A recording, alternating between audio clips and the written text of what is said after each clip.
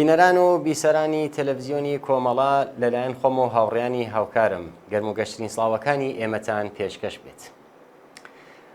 عزیزان هەروەها کە تا ئێستا بینەری بەرنامەی ژیانەوە بوون و دەزانن بەرنامەی ژیانەوەمان تەرخان کردبوو بە نەخۆشی ئێعتیاد و هەمیشە لەم بەرنامەیە ئەم کێشە کۆمەڵایەتیمانە دەدا بەرباس و لێکۆڵینەوە و زۆرتر بۆ چارەسەرکردنی ئەم نەخۆشیە پێداچوونەوەمان لەسەری دەکرد. بەپێ زەرورەت و داواکاری ئێوەی بینەری بەرنامەکە هەروەها بە هاوکاری هاوڕێیانی بەڕێوەبەر و کارناسی ئەم بەرنامە وا بڕیادراکە هەر ماوەیەک بەبێ پێویست و داواکاری ئێوەی ئازیز ئاریشەیان کێشەیەک لە کێشە کۆمەڵایەتیەکان بدەینە بەرباس و پێداچوونەوە و لەسەر بابەتێکی تایبەت ئامادەکاری بۆ بکەین. هەروەکە ئاماژەمان پێکرد بابەتی بەرنامەی ئەمڕۆمان لەسەر منداڵانی قوتابی و وازیهێنانیان لە خوێندنە.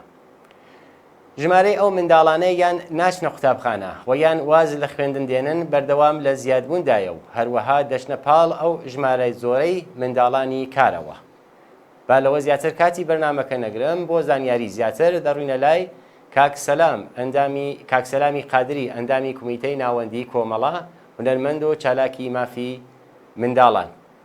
کاکسەلام زۆر بەخێر بێن. سلااو ڕێز کاک بێروسی خۆشەوی سلااو بۆ جەنابت و هاوکاران و بینەرانی تەلەڤیزیۆنی کۆمەڵە. بەخێر بن. کاکسەلام پرسیار یەکەم ئەوەیە هۆکاری سەرەکی وازهێنانی منداڵان لە مەدرسە لە ئێران و بەتایبەت لە کوردستان چی؟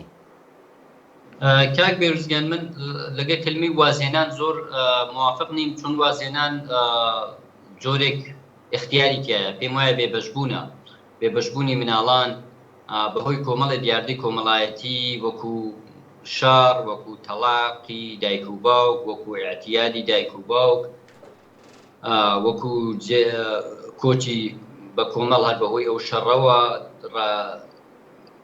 هەڵاواردنی جنسیەتی هەڵاواردنی نەتەوەیی لە سەرووی هەمووی شیانەوە دایکی هەموو ئەم دیاردە کۆمەڵایەتیانە بەهۆی هەژاریەوە بەهۆی ئەوەی کە بنەماڵە مەجبورە بێبەشیان بکات لە خوێندن بیان گەڕێتە بازاڕی کار و مەجبور بن لە تەمەنێکی کەمی مناڵبیەوە بەجێگەی ئەوەی کە تەجروبەی مناڵیان بکەن بەجێگەیەوە فێر ببن بۆ داهاتووی خۆیان خوێندەواری فێر ببن مەجبور دەبن بچنە بازاڕی کار و بە شوێن تیکەیەک نانەوە بۆ خانەوادەکەن.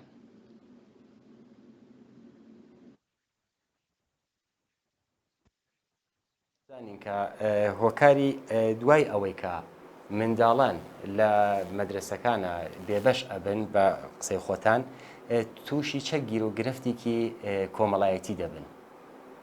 بەڵێ کۆمەڵی گیر و گرفت بۆ هەموو تەمەن لەگەڵیان دەبێت بۆ هەموو تەمەن کۆمەڵی گیر و گرفت ڕێگەیان پێدەگرێت هەم لە بواری دەرونیەوە هەم لە بواری کۆمەڵایەتیەوە و هەم لە بواری ئابوووریەوە.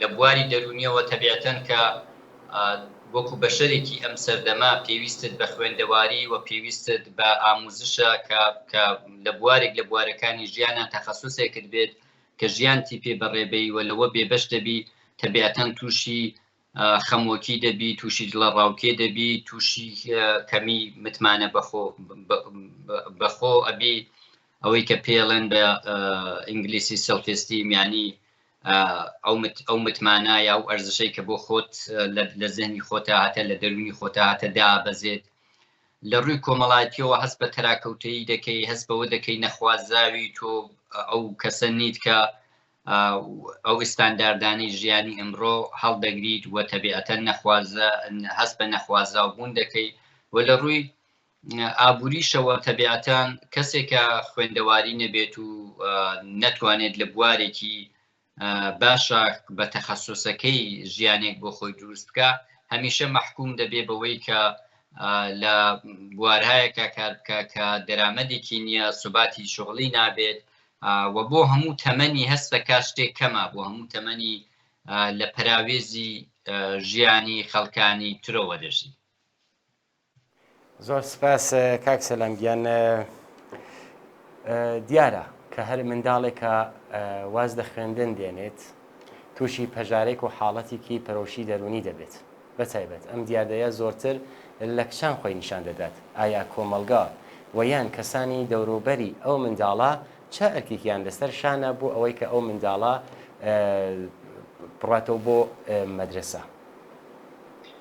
بەڵێ من پێم وایە کۆمەلگا ئەرکی لەسەرشانە، نەهادهای دەوڵەتی و غیری دەوڵەتی ئەرکیان لەسەرشانە، بەڵام بەداخەوە لە ئێستای لە ئێرانی ئەمڕۆ نەهادهای دەوڵەتی کە بەرکی خۆیان هەڵناستن و دەوروبەری شەگەر مەبەست خانەوادە بێ، ئەگەر ئەو خانەوادەیە لە بارودۆخێکی باشە بن، ئەو مناڵە ئەو وەزعیەتەی نابێ و بێبەش نابێ لە تەحسیڵ. تەبیعەتەن هەموو ئەو دیاردە کۆمەڵایەتیانەی ئشارەی پێکرا، هەموو ئەوانە وە لەسەروی هەمووشیانەوە هەژاری واکە کە خانوادەیەک نەتوانن بە ئەرکی خۆیان هەستن وەکو پشتیوانی مناڵەکەیان. لەم حاڵەتەیە نەهادهای کۆمەڵایەتیە کە ئێمە ئێستا بینین لە کۆمەلگای کوردستان و لە زۆرێک لە کۆمەلگاکان، تەنانەت بۆ ژینگە، تەنانەت بۆ مافی حیوانات فعالیت دەکرێت و ئەنواعی NGO دروست دەکرێت. من پێم وایە لە کۆمەلگایەکە کە بۆ ژینگە چالاکی دەکرێت، بۆ پاراستنی دار و پەلەوەر چالاکی دەکرێت، تەبیعەتەن زۆر زۆر لە سەروی هەموو توێژێکەوە، لە سەروی هەموو زیندەوەرێکەوە بە نەزەری من مناڵان پێشی هەموو دیاردەکانی ترن، پێشی هەموو مشکیلەکانی ترن، لەبەرەوە چالاکانی کۆمەڵایەتی بە دروستکردنی ڕێکخراوە گەلێک کە ئەتوانێت لە لەحازی ماڵیەوە هەزینە تەمین کا بۆ پشتیوانی ئەو خانەوادانە بۆ کەمکردنەوەی هەژاری. ئێمە دەزانین کە هەژاری هەتا کۆمەلگای سەرمایەداری هەبێت و هەتا ئەو سیستەمە تەبەقاتی و ئەو هەڵاواردنە تەبەقاتیە هەبێت، هەژاری دیاردەیەکە کەم و زۆر دەبێت، هیچ وەخت بنبڕ نابێت. بەڵام و ئێمەش فیل بەداها ئێستا تا ئەو ڕۆژەی کە کۆمەلگا مبارزاتی کۆمەڵایەتی بە وەزعێک دەگاکە و کۆمەلگایە تەغییر بکە، یا دەوڵەتێکی مەسئولتری هەبێ یا بەرەو سۆسیالیزم و بەرەو بارودۆخێکی تر بچێت، مەودایەکی زۆرە، کەم تا زۆر دەبێت لەو مەودایەدا کار بکرێت بۆ کەمکردنەوەی هەژاری. ئەمە ئەگەر نەتوانین هەژاری بنبڕکەین یا ئەسڵەن سیستمی سەرمایەداری لەناوبین، تەبیعەتەن کەمکردنەوەی هەژاری پێویستی بە کۆمەڵێک ڕێکخراو هەیە، کۆمەڵی ڕێکخراوی مەدەنی کە لەو بوارانە کار دەکاوە، ئەولویەت بە مناڵان، ئەولویەت بە تەحسیلی مناڵان دەدا و لە عینی حاڵیشدا دەتوانێت لە مامۆستایانێک کە داوتەڵەبانە بازنشەست بوون یان بازنشەستیش نەبوون و کاتێکیان هەیە و داوتەڵەبانە کۆمەک دەکەن بە ئاموزشی ئەو منداڵانە، ئەتوانێت لەوەش کەڵک وەربگرێت. بەڵام بەرحاڵ ئێمە ناتوانین منداڵان بسپێرین بە مێژوو، بسپێرین بە کۆمەڵی تەوجیه، بڵێن دەوڵەت خراپە، بڵێن ئەنواعی بیانووی بۆ بێنینەوە و هەر بەو شانە لە ژێرباری مەسئولیت خاڵی بکەین. بە نەزەرم تاکتاکی ئەو کەسانی لە کۆمەلگا لە هەر کامێک لە بوارەکان ئیش دەکەن، چه بواری فەرهەنگی کە من بۆ خۆم وەکو کاری هونەری لەو عەرسەیەدا بووم، چه بواری ژینگە، چه بواری خەبات بۆ دیاردە کۆمەڵایەتەکانی تر وەکو مافەکانی ژنان، هەموو چالاکانی کۆمەڵایەتی لە پاڵ ئەو چالاکیەی کە دەیکەن و خۆیانی پێوە دەناسێننەوە، من پێم وایە ئەوە گشتگیرە کار بۆ پشتیوانیکردن لە مناڵانێکە بەهۆی هەژاریەوە بێبەش دەبن لە خوێندن. ئەوە ئەرکێکە کە هەمومان دەگرێتەوە، هەموو تاکێکی و کۆمەلگایە دەگرێتەوە. زۆر سپاس. بەلەوە بڕنە سەر پرسیارەکانی تر، پێم خۆشە ناوبڕێک لێ بدەین و بینەوە بۆ لاچان کاک سەلامیان فەرموو.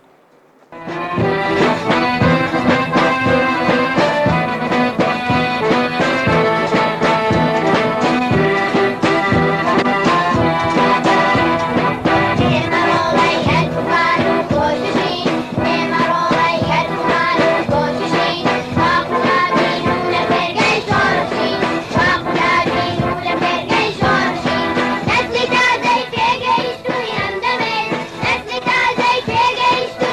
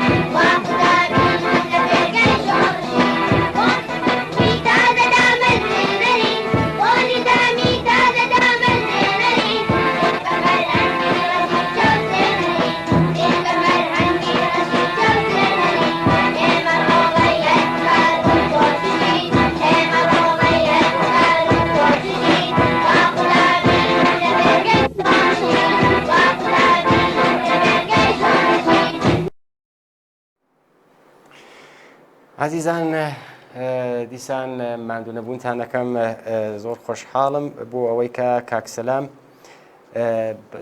لەگەڵمانە. کاکسەلام لەگەڵمانی؟ بەڵێ بەڵێ.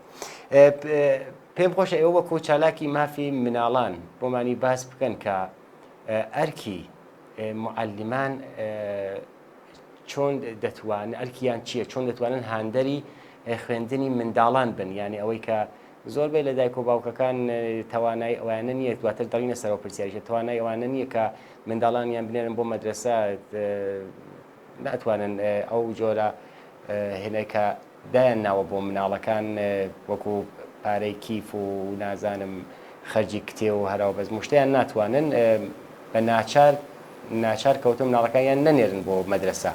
ئەرکی معەلیمان چییە؟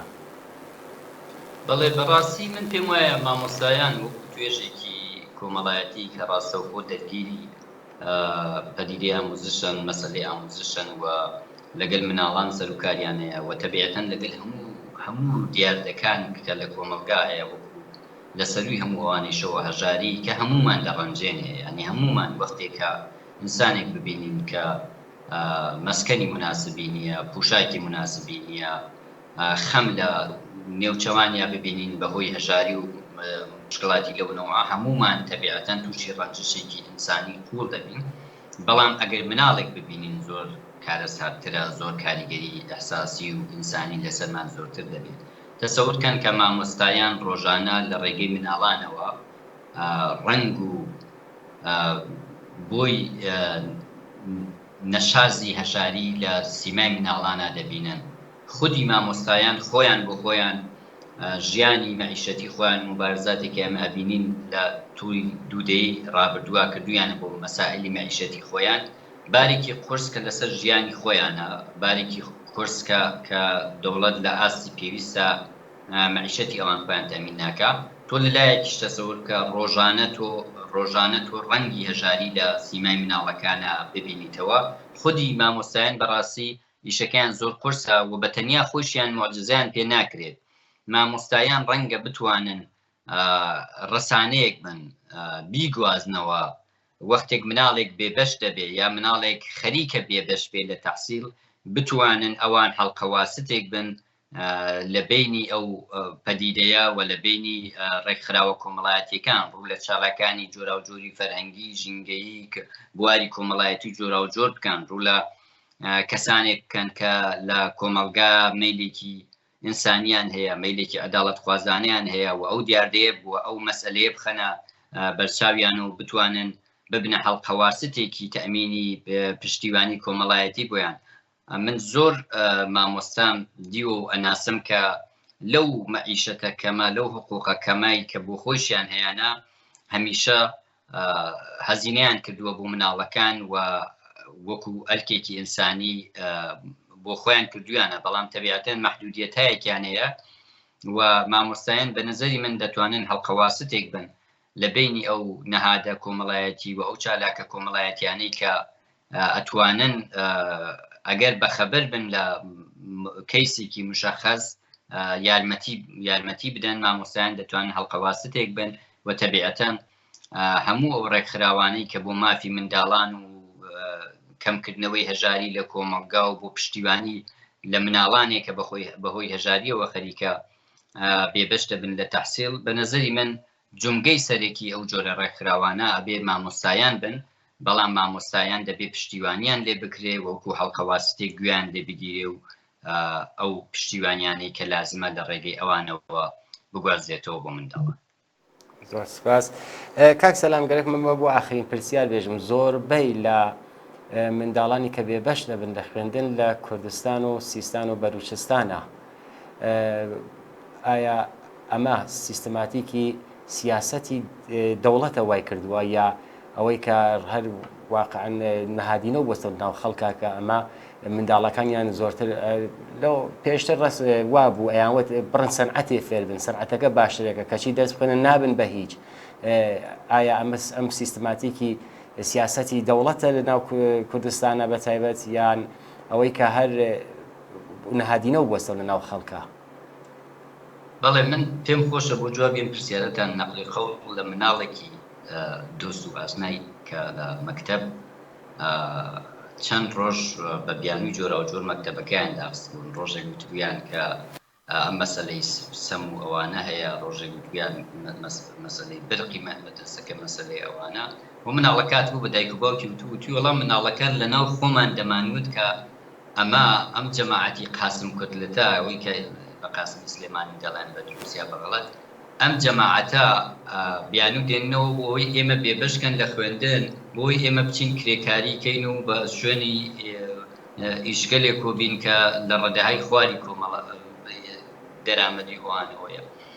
یعنی منداڵەکان بۆ خۆیان بە جۆرێک هەست دەکەن بەوەی کە دەوڵەت ئاگانە هەڵاواردنێکی نەتەوەییش کاریگەری هەیە.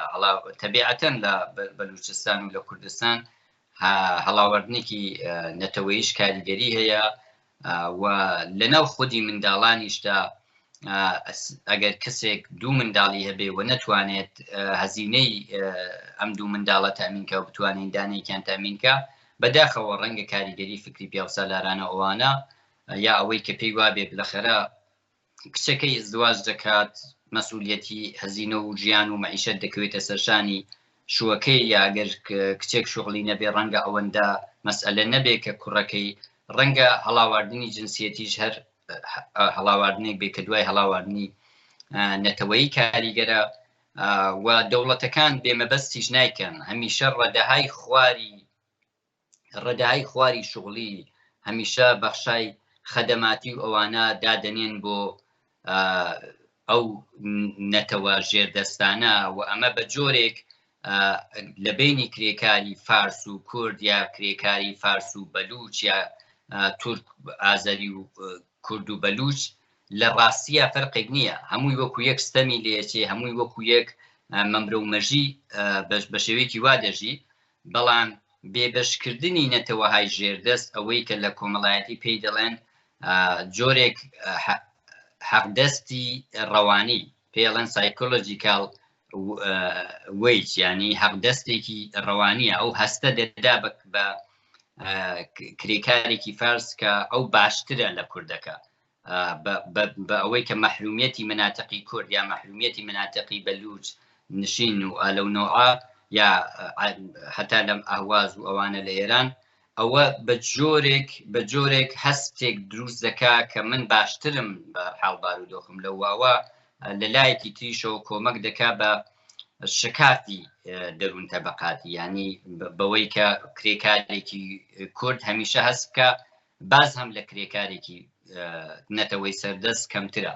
تەبیعەتەن من پێم وایە ئەو بێبەشکردنە لە ئاستی ئەو مناتقە زیاترە، ئامارەکانیش ئەوە دەڵێ کە زیاترە و شتێکیش نییە کە بەڕێکەوت بێ. ئەوە شتێکە کە بێبەشکردنی ئابووری و نەناردنی بودجەی کافیە بە شێوەیەکی بە ئەنقەس بۆ ئەو بەشانە، بۆ ئەوەی ئەوانە ببنە هێزی کاری زاپاس و هێزی کاری بۆ بوارهایە کە خەدەماتی ترە و هەمیشە سیمای ئەگەر لە تاران و ئەوانە سەرنج بدەیت، هەتا لە تورکیا ئەگەر بچیتە ئیستانبول سەرنج بدەیت، هەمیشە سیمای بەشی ئیشی سەخت و ئیشی خەدەماتی و ئەوانە هەمووی لە ئیستانبولیش کەسەی دەکەی هەر کوردەکەیە، لە ئێران کەسەی دەکەی کوردە و بەلوچە و ئەو مناتقە کە عەمدەن دواخراون.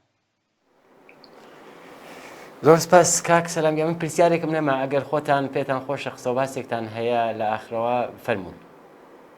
زۆر سپاس.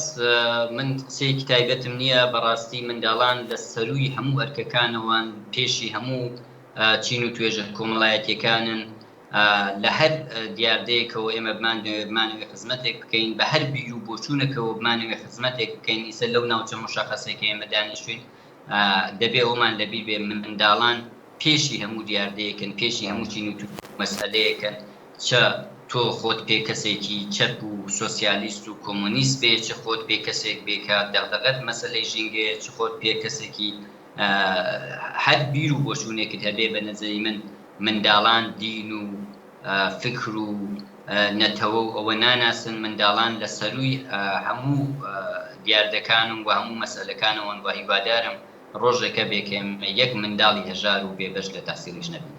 هیوادارم وابێ. خۆشەویستان لێرە هاتینە کۆتایی بەرنامەی ئەم هەفتەیە ژیانەوەمان تا چاوپێکەوتنێکی دیکە ماڵەوە.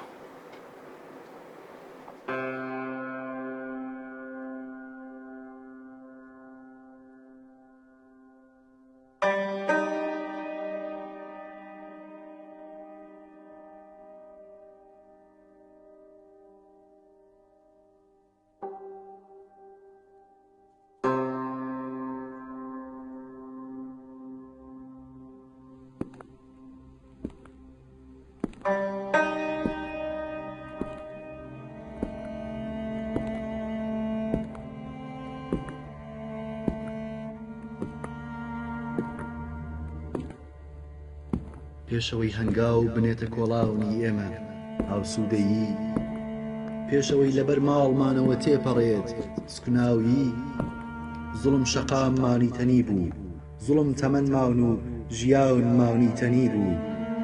ئەی متماونە پێکراوە کاونی غەدر، ئەی شەقامە پاون و پۆڕەکاونی زوڵم، کێ شارەواونی ئێوە بوو؟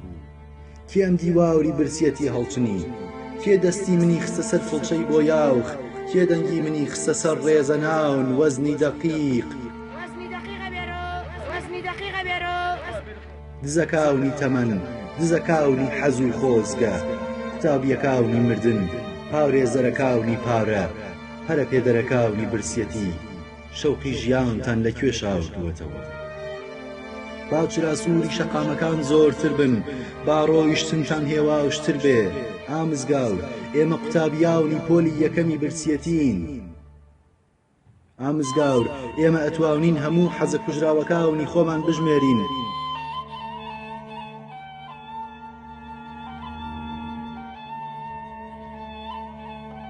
بەڵێ ئامزگاور، ئێمە ئەتوانین سفرەکەی خۆمان ئەناوزە بگرین.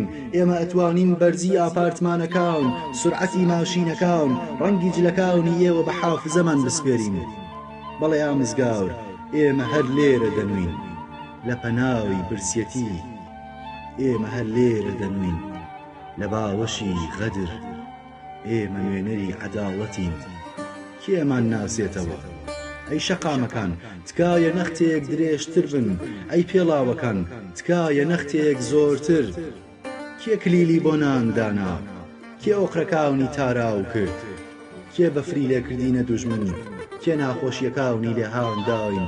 ڕەنجەکاونی خستە مشتمان، ئاساویشی لێگراون کردین. ئاساویشی لێگراون کردین.